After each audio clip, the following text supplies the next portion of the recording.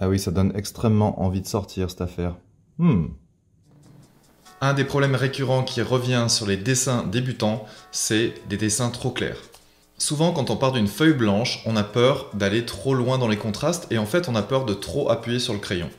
Malheureusement, si on n'appuie pas assez sur le crayon dans les zones sombres, on ne se laissera pas assez de marge pour arriver justement dans les zones claires et les zones moyennes.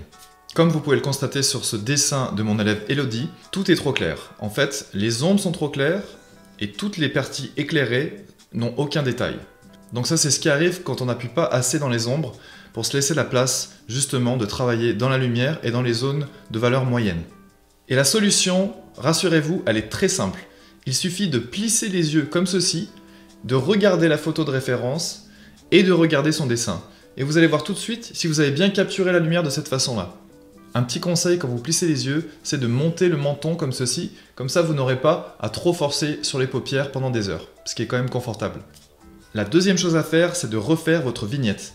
Donc vous allez préparer une image pas plus grande que la paume de votre main et vous allez travailler les contrastes à l'intérieur en classant les valeurs en 5 valeurs.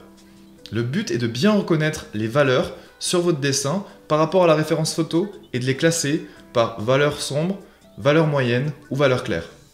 Donc par exemple, les valeurs claires auront les gris clairs et le blanc. Les valeurs sombres regrouperont le noir absolu, enfin en tout cas ce que vous pouvez faire de plus foncé avec votre crayon, et les valeurs les plus sombres. Et le dernier groupe, les valeurs moyennes, qui se situent entre les valeurs claires et les valeurs sombres. Et vous pouvez résumer ça avec un petit nuancier de 5 valeurs qui permettent d'aller dans une gamme plus ou moins réaliste. Une fois que vous avez votre vignette, c'est-à-dire votre plan d'action, vous allez l'appliquer sur votre dessin d'origine. Donc vous gardez la même construction, mais vous y appliquez les valeurs que vous avez groupées et que vous avez analysées.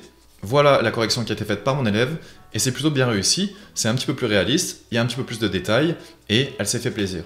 Donc finalement, en plissant les yeux souvent entre votre référence, votre dessin, et en faisant des petites vignettes de temps en temps, ça vous permet vraiment de bien regrouper, d'avoir un plan d'action pour votre dessin, vous pourrez gagner du temps, et finalement finaliser votre dessin pour arriver à un résultat plus ou moins réaliste. Si vous avez du mal à plisser les yeux, ce qui arrive parfois, ou si vous avez vraiment du mal à voir à travers vos cils parce qu'ils sont trop courts, vous pouvez aller vous créer vos propres lunettes qui vous permettent de voir comme si on plissait les yeux. Dans le lien sous la vidéo, vous allez voir un article qui vous permet de créer vos propres lunettes pour faire semblant de plisser les yeux sans vraiment les plisser. Ce qui est assez agréable à l'œil et qui vous permet vraiment d'aller plus vite.